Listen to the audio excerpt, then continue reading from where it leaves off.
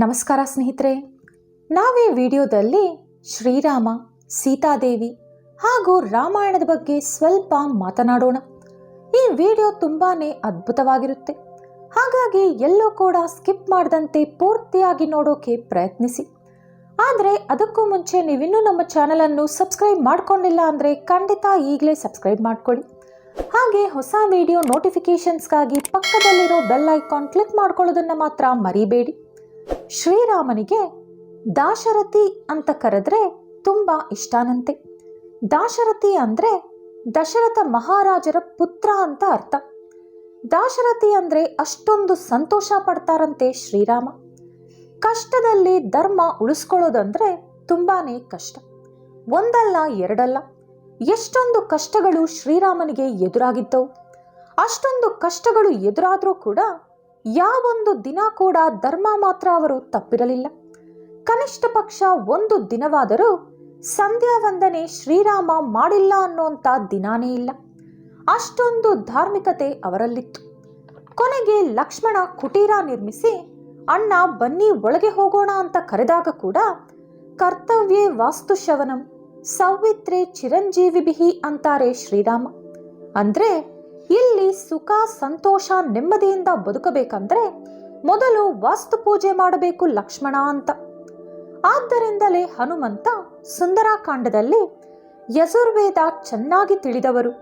ಯಜುರ್ವೇದದಲ್ಲಿ ಯಾವ ರೀತಿ ಹೇಳಿದ್ದಾರೋ ಎಲ್ಲವನ್ನೂ ಅದೇ ರೀತಿ ಅನುಸರಿಸುತ್ತಾರೆ.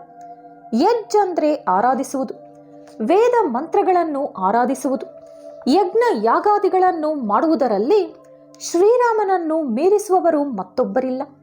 ಸಹನೆಯಲ್ಲಿ ಭೂದೇವಿ ಅಂತವನು, ಮಹಾನುಭಾವ, ಪರಾಕ್ರಮದಲ್ಲಿ ಇಂದ್ರನಂತವನು, ಬುದ್ಧಿಯಲ್ಲಿ ಬೃಹಸ್ಪತಿ ಅಂತವನು. ಅಂತಹವರಮ್ಮ ನಿಮ್ಮ ಪತಿ ಶ್ರೀರಾಮಚಂದ್ರ ಎಂದು ಸೀತೆಗೆ ಹೇಳುತ್ತಾರೆ ಹನುಮ. ಶ್ರೀರಾಮನ ಜೀವನವೆಲ್ಲ ಧರ್ಮ ಮಾತ್ರ. ಅವರು ಸಕಲ ಜೀವರಾಶಿಗಳಲ್ಲಿ ಧರ್ಮ ಕಾಪಾಡುತ್ತಾರೆ. ಅಂತಹ ಮಹಾನುಭಾವ ಶ್ರೀರಾಮ. ಶ್ರೀರಾಮನಿಗೆ ಎಷ್ಟು ಧರ್ಮವಿದೆಯೋ ಸೀತಾದೇವಿಗೂ ಅಷ್ಟೇ ಧರ್ಮವಿದೆ. ಸೀತಾರಾಮನ ಜೀವನದಲ್ಲಿ ಒಂದು ವಿಷಯವನ್ನು ನಾವು ಗಮನಿಸಬೇಕು. ತಾಯಿ ಹೇಳಿದಂಥ ಮಾತು ಶ್ರೀರಾಮನ ಜೀವನದಲ್ಲಿ ಕಷ್ಟದಲ್ಲೂ ಕೂಡ ಧರ್ಮವನ್ನು ಬಿಡದಿರಲು ಎಷ್ಟೊಂದು ಪ್ರಬಲವಾದ ಉತ್ಸಾಹವನ್ನು ಕೊಟ್ಟಿತ್ತೋ ಅದೇ ರೀತಿ ಸೀತಾದೇವಿಯ ಜೀವನದಲ್ಲೂ ಕೂಡ ಕಷ್ಟ ಬಂದಾಗ ಅದನ್ನು ತಡೆದು ನಿಂತು ಧರ್ಮದ ಕಡೆ ನಿಲ್ಲಲು ಕಾರಣ ತಾಯಿ ಹೇಳಿದಂಥ ಮಾತು.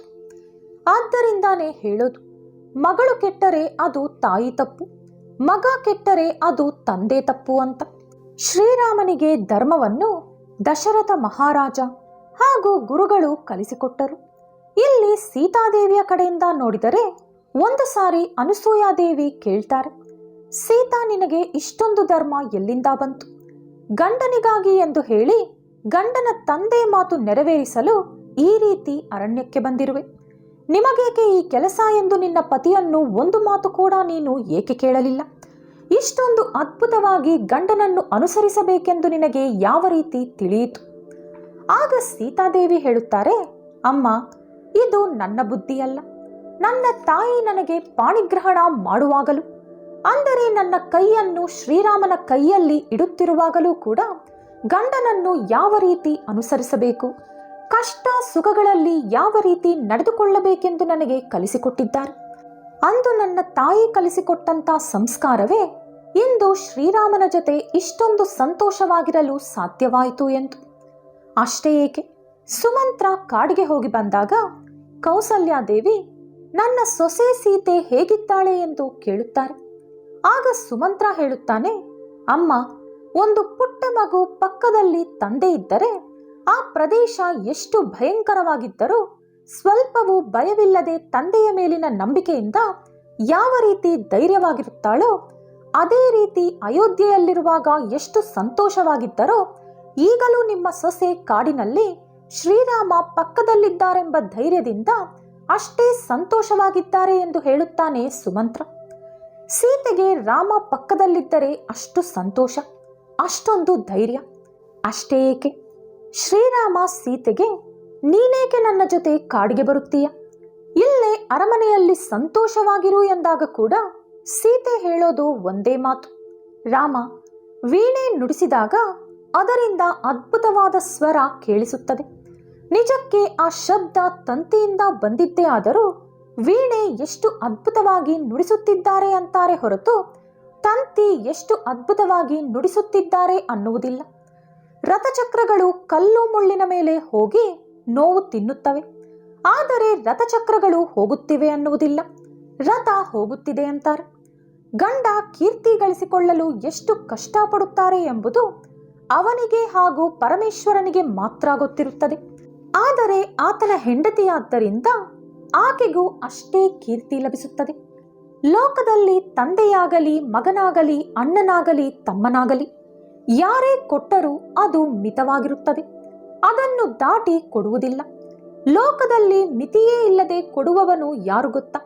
ಕೇವಲ ಗಂಡ ಮಾತ್ರ ಅಂತಾರೆ ಸೀತಾದೇವಿ.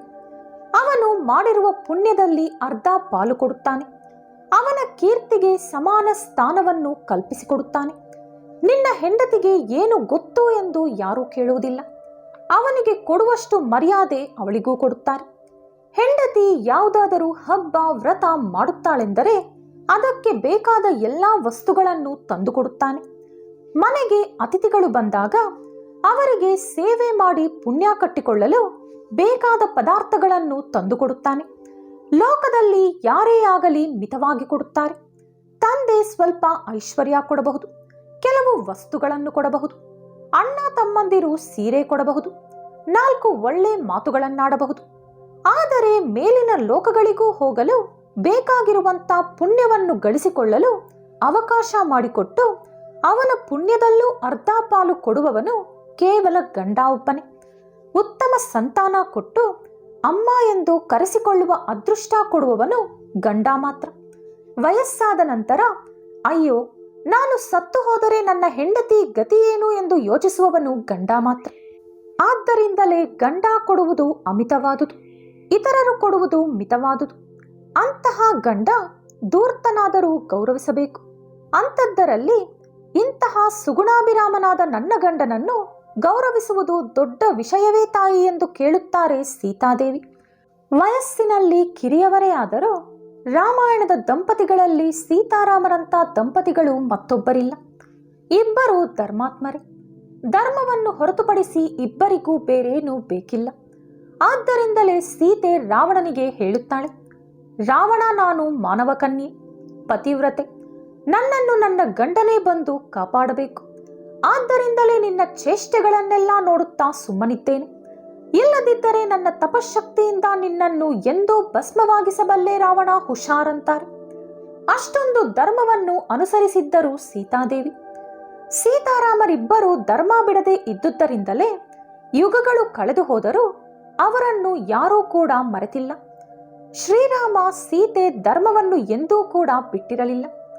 ಅವರಿಬ್ಬರೇ ಅಲ್ಲದೆ ಎಂದಿಗೂ ನರಜಾತಿ ಇರುವವರೆಗೂ ಕೂಡ ದಶರಥ, ಕೌಸಲ್ಯ, ಸುಮಿತ್ರ, ಕೈಕೇಯಿ, ಹನುಮಂತ, ಜಟಾಯುವಿಂದ ಹಿಡಿದು ಋಷಿ ಮುನಿಗಳು, ಶರಭಂಗ, ವಸಿಷ್ಠ, ವಿಶ್ವಾಮಿತ್ರ, ವಾಲ್ಮೀಕಿ ಮಹರ್ಷಿ, ಕೊನೆಗೆ ಪ್ರತಿನಾಯಕರಾದ ರಾವಣಾಸುರ, ಕುಂಭಕರ್ಣ, ವಿಭೀಷಣನವರೆಗೂ ಎಲ್ಲರ ಹೆಸರುಗಳು ಪ್ರಸ್ತಾವನೆಯಲ್ಲಿ ಬರುತ್ತಲೇ ಇದೆ. ಆ ಧರ್ಮವೇ ಮನುಷ್ಯನನ್ನು ಉದ್ಧರಿಸುತ್ತದೆ. ಧರ್ಮವನ್ನು ಹಿಡಿದುಕೊಂಡರೆ ಕೇವಲ ನೀವು ಮಾತ್ರವಲ್ಲ, ನಿಮಗೆ ಜನ್ಮ ಕೊಟ್ಟವರು, ನಿಮ್ಮೊಂದಿಗಿರುವವರು ಎಲ್ಲರೂ ಕೂಡ ಪುಣ್ಯಾತ್ಮರಾಗುತ್ತಾರೆ. ನೀವು ನಂಬಿದ ಧರ್ಮವೇ ನಿಮಗೆ ಶ್ರೀರಾಮ ರಕ್ಷೆ. ಕೌಸಲ್ಯಾದೇವಿ ಹೇಳುತ್ತಾರೆ, ನಿನ್ನನ್ನು ಧರ್ಮ ರಕ್ಷಿಸುತ್ತದೆ ರಾಮ. ಧರ್ಮವನ್ನು ಎಂದೂ ಕೂಡ ಬಿಡಬೇಡ. ನೀನು ಯಾವ ಧರ್ಮವನ್ನು ಇದುವರೆಗೂ ನಂಬಿಕೊಂಡಿರುವೆಯೋ ಅದೇ ಧರ್ಮವನ್ನು ಇನ್ನು ಮುಂದೆ ಕೂಡ ನಂಬು, ನಿನ್ನನ್ನು ಕಾಪಾಡುತ್ತದೆ ಅಂತ ಮಗನಿಗೆ ಹೇಳುತ್ತಾರೆ ಕೌಸಲ್ಯ. ಯಾವಾಗಲಾದರೂ ನಾವು ಅಡ್ಡದಾರಿ ತುಳಿಯುವ ಮುಂಚೆ ಈ ಮಾತುಗಳು ನೆನಪಾದರೆ ಎಂದೂ ಕೂಡ ನಾವು ತಪ್ಪು ದಾರಿ ತುಳಿಯುವುದಿಲ್ಲ.